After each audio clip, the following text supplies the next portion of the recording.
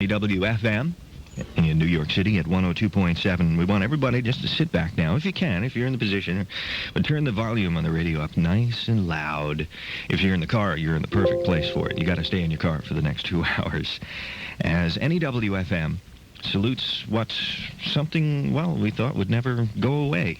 77 Music Radio, WABC, has recently gone to all talk, and we just thought we should take a couple hours out because we're the kind of radio station that we are. We appreciate our roots, and a lot of the roots for WFM and the music we're playing lies in Top 40 radio, the AM radio that a lot of us grew up with in the 50s and the 60s. So close your eyes, lean back, and here we go, WFM.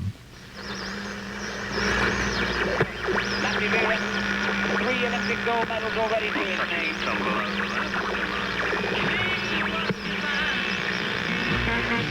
Yeah. Your leader, BMR, the nuttiest in the New York turf, on WMCA. Home of the good guys, who may be the winner of the musical love letters medals already to his name. Tumble over there, but still nice. Ring time now is 8 minutes after 12 o'clock, and that was Patrice's show. We're playing a lot of the oldies for you. You're on your mark. Get set for All American. 77 WABC.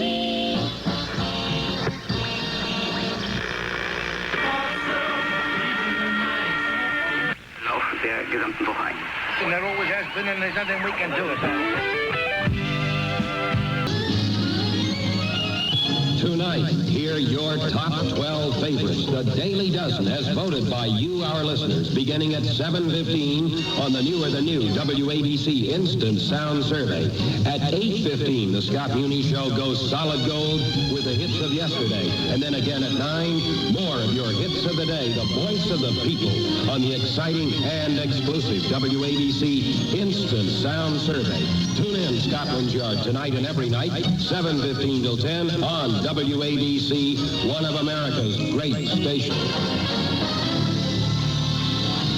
That's Scott Muni at 7:15. You be sure to be here when he plays the top 12, the Daily Dozen from the Instant Sound Survey on WABC, the swing-along sound of New York. I think WNEW-FM has been, in the community, a station that has dealt with history of the music that we all enjoy and listen to today.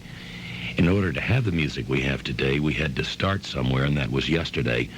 I think most of the people listening, who have been listening and following music through the years, our rock music, remember WABC, because that was a day in radio at its peak and its heyday, where singles were the most popular thing that were happening. Groups and individuals who later became involved more in the music of today began selling single records.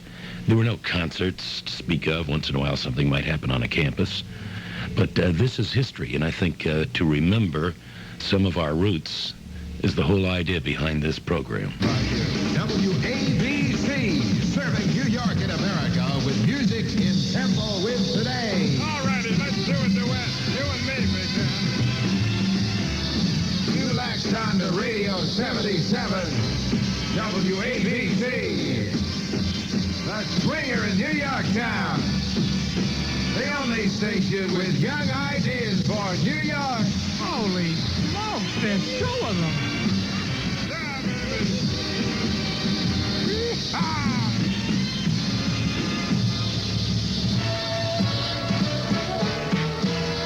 It's now #1 on 77 WABC. Number 1, the Four Seasons made it to the top in just 1 week with Ragdoll here in your Dan Ingram Show. WFM salutes WABC 77 Music Radio. I'm Earl Bailey, and in the next few hours, we'll meet a lot of the people who you heard on WABC over the years. A lot of us grew up to it, so we'll pay tribute to it one more time, as WABC has now become Talk Radio 77. What was going on was a change in technology. The same thing that originally made radio what it was. The radio is a creature of technology. When TV came along, a new technology, radio had to change. Conversely, when FM came along, and the government said FM has to have separate programming from AM, you can't duplicate, another technology came along, and this one was capable of presenting music in a far better way in that it was in stereo, and you could get higher frequencies. You could pick them up. The receivers were of greater quality, and you didn't have the interference and the squeal and the static and the hum associated with AM radios. So there was a new and better way of presenting music. In the golden days of WABC, Rick Sklar was program director. So eventually, music would move over, and that's what really happened. Now, the fact that the year that the majority of the music audience shifted to FM, disco happened to be in vogue, was simply a coincidence. It could have been anything. Whatever music was in vogue the year that the technology shift took place, that would be prominent in people's heads as to, what finally superseded a WABC. But look, when WABC was up there, it was up there with 15, 20, 25 shares of the market. These little pipsqueaks that call themselves number one today with a 5 or 6 share, that's nothing. They're all chipping away little bits. One guy's got a 7.6, another a 7.3, and then big deal. It's simply a fractionalized FM dial with a lot of people playing music. But disco didn't do WABC in. It was FM technology.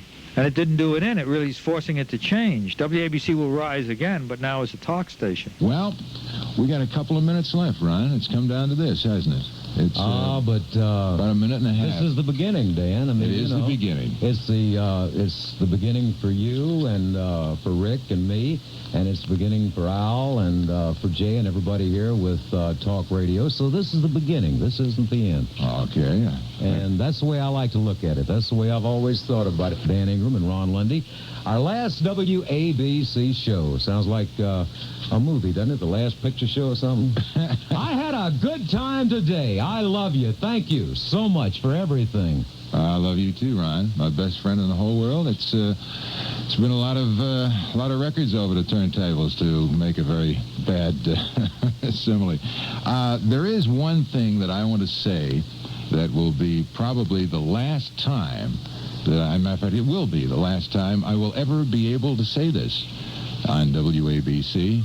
And the last thing I'm going to say is, this is WABC New York. I can't say that anymore, can I? But it's been a ball for almost 21 years for me, 17 years for you, Ryan, for almost 22 years of the programming that's been on the station all this time.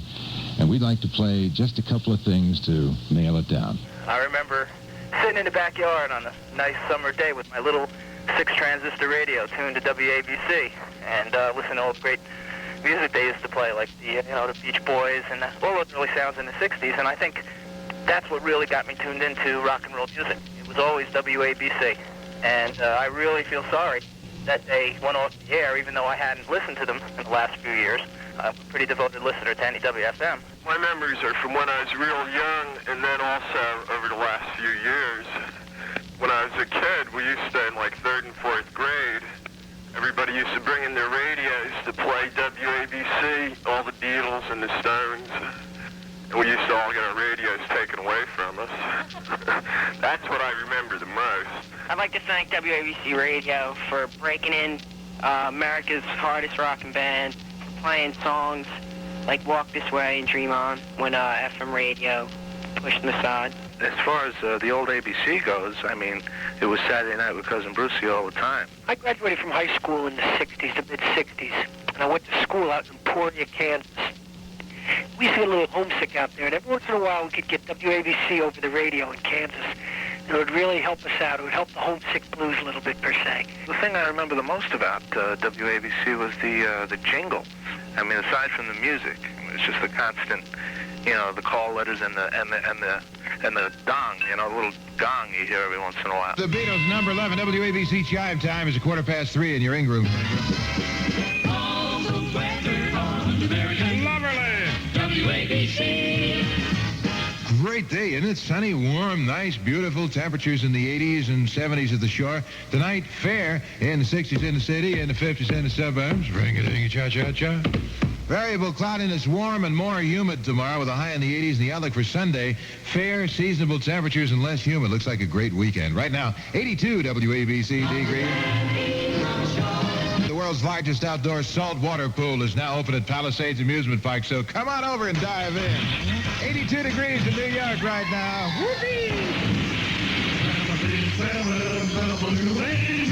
All-American Radio in New York town. Big Dan Ingram on the go on 77 Radio. Hey, little Mary Wells goodie for you. This is my guy. Hitline rated number 9. The super hit sound is WABC. 20 past 3. Ring Wells' bell, please. Thank you. It's 23 minutes past 3 o'clock on All-American Radio. 77. Yes. 82 degrees and gorgeous in New York town. You Dan Ingram. More music. Here by Jan and Dean. It's called The Little Old Lady from Pasadena. Isn't that what it is? It's the Little Old Lady from Pasadena. We'll continue our tribute to WABC Music Radio. We'll talk with Scott Muni, Cousin Brucey, Bob Lewis, alias Babalu, Herb Oscar Anderson, alias HOA, Chuck Leonard, Rick Sklar, and others. And, of course, lots more music from the Super Hit Survey after this. Warner... No, I knew this would happen to me. I'm so excited about this. Listen, it's Miller time at the Palladium with England's #1 rock and roll band, The Jam. At a May 15th concert sold out, so don't miss your last chance to see The Jam and the Gun Club in the New York City area this Tuesday, May 18th. Tickets on sale now at Ticketron outlets and the Palladium the day of the show beginning at 5:30. The Jam and the Gun Club this Tuesday, May 18th at the Palladium. A show not to be missed. Sponsored by Miller Beer. If you got the time, Miller has exactly what you want to hear. At 102.7 NEW-FM, we continue our tribute to WABC. The change that took place at WABC from a mishmash of music, I mean, they had Martin Block on the air, and they also had Alan Freed on the air. So they were doing a number of different things, and they thought, let's collectively get all this together and make a, as they called it then, a pop music station where all the music played throughout the day and night would be basically the same type of music. And so they hired Herb Oscar Anderson and myself. Scott Muni. And then eventually in the next couple of weeks brought in some top jockeys from other markets and brought them to WABC. That was Chuck Dunaway from the Southwest, Jack Carney from St. Louis, Farrell Smith from Cleveland, Charlie Greer from Akron, and Bill Owen was on the air then as part of the music team. He was a staff announcer at ABC at the time. And so that became the Swingin' 7 at 77. And those are the postcards and pictures that floated around town for so long of various New York locations, Penn Station and Park Avenue, where I was on the motor scooter, and we all wore those raincoats, those sexy jobs and symbols, that kind of it got everything together, and it started that way. And of course there were changes. Eventually Dan Ingram came in, and then Cousin Bruce Morrow came in, and there were a few changes in and out, but basically we remained the same for quite a while and really set a pattern for what we were going to call a pop rock radio station in New York. And of course that's what happened. It was not an immediate success. It was a year or two before we had even a modicum of success. I guess it was too new and too different, but it came, and it came when it started to move. It moved rapidly, but it didn't move at first. And I guess word of mouth wasn't as popular then. And the other thing is, a lot of people didn't listen to radio for their music. They went out and bought their music because there hadn't been any radio playing that kind of music. So if you were going to go buy records like that, you had to go to a record shop and buy them. WABC became a phenomenon, became a lifestyle for one reason, because when they turned the radio on, they not only had the music, but they had their friend. Cousin Brucey, Bruce Morrow. Dan Ingram, their friend Dan, Kemosabe, their cousin Brucey was on the radio. These are the people they leaned on. Scotzo, I mean, come on, the M&M boys, that's what they used to call us, right? Muni and Morrow. Right, yeah. The Shirelles even did a song. Let Scott sing it for you one day if he dares. We became their family, their mishpucha. We were, cousin Brucey was there. The kids would run away, they'd call me. Somebody was in trouble, they'd call Scott. They'd ask Dan for advice. We do commercials in our own styles. This was a thing that when the agency started giving us commercials, they'd say, hey, let Brucey do his own, let Ingram do his own. We want their credibility on the air. We developed a huge credibility with the audience because they knew that we cared and we were their friends. We were sharing their problems and their happinesses, and we were giving something besides the music. Well, you have the element of show business. You have the element of personality, which a lot of radio stations don't let their announcers get into nowadays. You know, it's all... I think it's very wrong. what is happening to radio, which to me is the most intimate, lovely, sexy of all mediums, mass media, radio. You go to bed with it, sex with it, you have showers with it, you go to the bathroom with it, you're in your car with it. You know, these are things I've been saying for years, and they're letting it go down the tubes. All right, everybody's talking about fractionalization. That's fine. There's nothing wrong with that. If Station A wants to play music for people and appeal to people in red sweaters, Station B wants to appeal to people in blue sweaters, Station C is for people in jockey shorts, that's great. But nobody can tell me that the kind of radio that we perfected at WABC with Scott Meany and Brucey and Dan Ingram and Ron and all those guys, there's no room for baloney. I still do these things every day. I work 7 days a week to this day on my radio station. I have 4 radio stations now. When I make appearances, I'm still at McDonald's. Last week I was at the Hudson Valley Mall up in Kingston, New York. Thousands of people there. Hey, Brucey, how's your family? How old is DJ now? These are thousands of people. These are the same people. You see what I'm worried about? I'm worried about the people that are making the decisions are forgetting a very important market, the market that grew up with the Cousin Bruceys and Scotties and Danning. Insist there is room for radio the way I love radio, the way I do it. Hello again. Here's my best to you. Herb Oscar Anderson, known to all of us as HOA, got us up every morning and off to school. Are your skies all gray? I hope they're blue. Good morning, everybody. This is Herb Oscar. It's going to be a beautiful day, and may you have a beautiful day and be a big part of it. And I'm so glad that you tuned in WABC. So glad that we could be together, and thank you so very much. I was at WABC twice. The first time I was there was with Martin Block and a whole bunch of people, and that I really wasn't a success. And I left WABC and went over to WMCA in a kind of a huff. And then I came back to WABC when it started Top 40. Actually, we more or less knew what we were going to be doing with the original WABC, but it seemed the management never was quite willing to let us go along. So we went over to WMCA and really started to move that. And then, of course, when Hal Neal came in and Rick Sklar came into WABC, then I went back, and I guess the rest is history. This is going to be a little strange because this really stands out in my mind to show you the impact that we had on the community at the time. I used to drive down West Side Highway at about, anywhere from around 5 to 6 in the morning, and I had a telephone in the car, and so Murray Barber was my director, and if I was running late, I'd start the show while I was in the car and just started on the phone, say, good morning, everybody. Sorry I'm running a little bit late, but I'm on West Side Highway, and I'll be in the studio in just a second. In those mornings that I would be exceeding the speed limit on West Side Highway, and usually on the telephone because I was running late, a police car pulled me over right at the 79th Street Marina.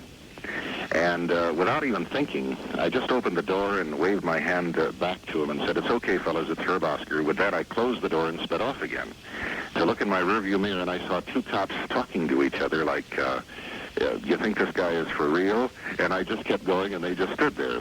Now, I don't know if they just thought maybe I knew something that they didn't know, but just to show you the impact that the station was having, I didn't have a second thought about it. WABC was really an institution because I always had a saying that to the director and to the personnel that I was in.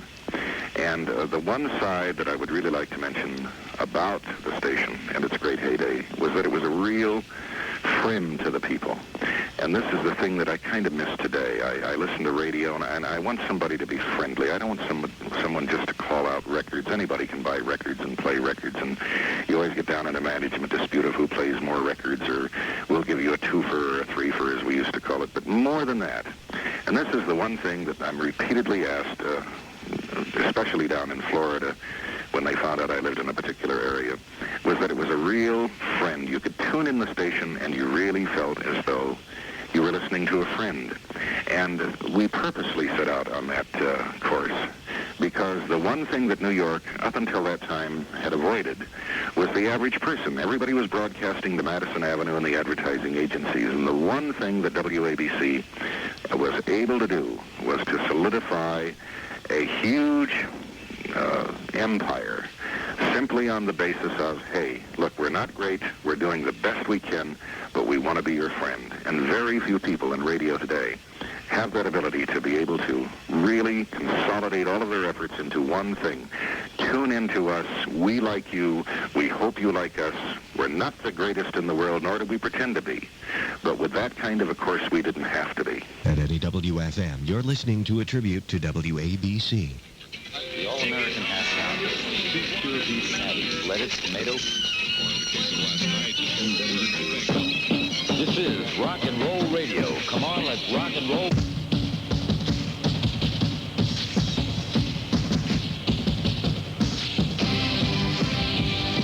Rock and Roll Radio. Stay tuned for more rock and roll. News when it happens on WABC AM and FM New York. WABC. Yeah, Big Dan back again. Thank you, Doug. We got music for you. That's the music.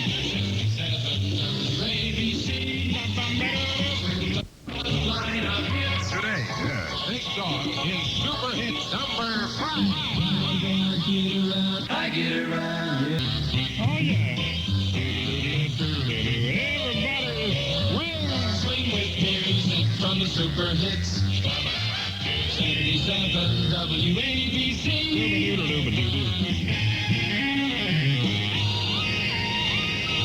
Palisades has the rise, Palisades has the fun. Come on over. Shows and dancing are free, shows of parking so G. Come on over. Palisades from coast to coast, where a dime buys the most. Palisades amusement park, swing all day after dark. Ride the coaster, get cool in the waves, in the pool, you'll have fun. So come on over. Hey, the world's largest outdoor saltwater pool is open right now. You ride the world's highest Swiss sky ride and enjoy the fabulous new Showboat Funhouse with 35 attractions for one low price at Palisades Amusement Park. And tomorrow and Sunday at 2 p.m., see Johnny and the Sherwoods. And Sunday at noon, see the big Hootenanny Show with no extra charge at Palisades Amusement Park. And a big extra, this Sunday, you'll see Billy J. Kramer. Oh, it's a lovely day in New York town. In New York City, we entertain you. So plan your weekend with music and us. Hi there, Kimosabe. This is Big Dan Ingram, reminding you that everything you want to hear this weekend is at 77 on your radio dial. The hotline of hits. All the great music from the WABC Super Hit Survey. Introduced by the All-Americans of radio, Herb Oscar Anderson, Bob Dayton, Scott Muni, Cousin Bruce Morrow, Charlie Greer, Bob Lewis, and yours truly, Dan Ingram. The hairy one with the big feet. Plus, news as it happens, weather before it happens, all the late sports scores, road reports of traffic conditions, and our expanded coastal reports for all skippers out there. WABC is such great listening. Tune 77 Radio every Saturday and Sunday all summer long. Remember, the weekend swing too on 77 Radio WABC. Your weekend fun. Yeah! Never ends on Saturday, Sunday, WABC. Number one sound in New York, baby. Do you love me? You know it. Dave Clark 5, number 20. Oh, man, the Dave Clark 5 and the Dan Ingram Show on All-American Radio. 82 degrees right now in New York town.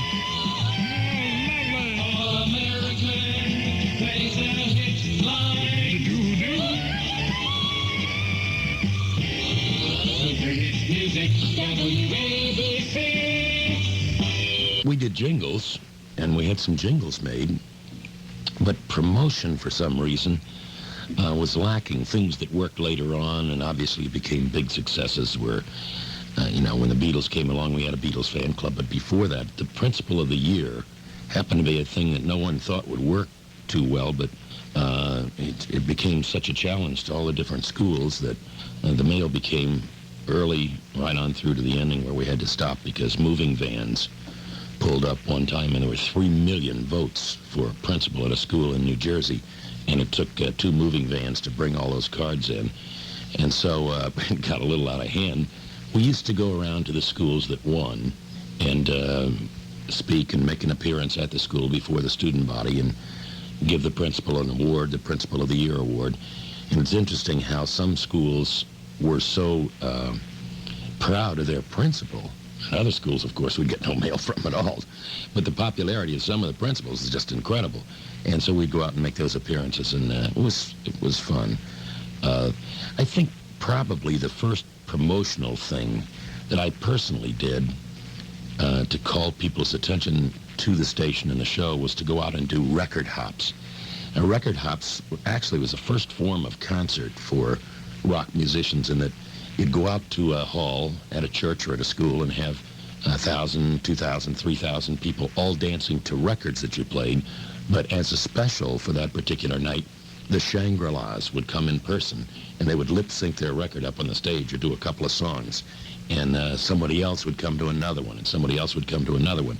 And so in that form, it was a chance for them to see the artists that they were buying the record from, but also for that artist to sell more of those records the next day. But it was the first real concert form for the rock people, and then the college campuses started to have early on some little concerts of a group or low vocal, maybe they called it hootenanny and so forth, but there were no theaters with concerts. The Garden didn't do concerts. There weren't theaters to do it. There wasn't anything really in the form of live entertainment.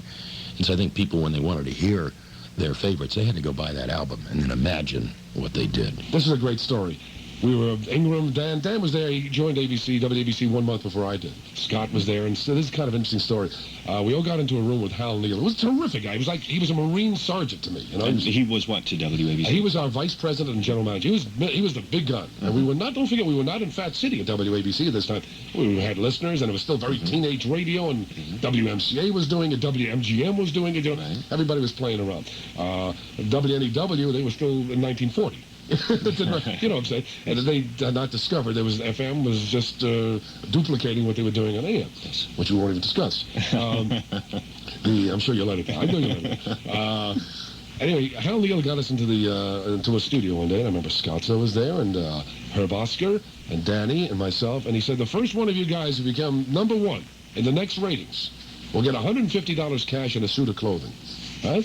And that was all he had to say. We all got together, and the next book came out. We were number one. WABC was born, and we were up and running. And he gave everybody, all of us, $150 and took us all down to a place called Phil Kronfeld on Broadway in Manhattan and bought us a suit of clothing. We all got those famous raincoats that we used to appear in pictures, the All-Americans. But the All-Americans weren't born in those days. We were the good guys, by the way, before we became the All-Americans. Are you aware of that? It was WABC? Before WMCA? Yes. Yeah. We kept it for about a week and a half. And then we became the All-Americans, because they put a lot of money into it, and WABC, I guess, was not willing to cover the expense of that. What were some of the phrases? The All-American Hit Survey, right? Yeah. The Super Hit Survey, the Super Sound Survey, listen to the All-Americans, this type of thing. And they became the good guys that put out the sweatshirts, and the battle was on. It was a great thing. It was terrific. New York was fun. The good guys were against the All-Americans. The All-Americans really, it never caught on. The good guys caught on, and to this day is a phenomenal Well, they had the T-shirts and everything. WABC, we had it first. We were the good guys before they were. There's a piece of history I haven't heard yet, with all the history that's been going by us in the last few days. And we then became number one, and we held on. I mean, we were getting 20 shares, 30 shares, 40 shares of the audience, and to the people listening, that's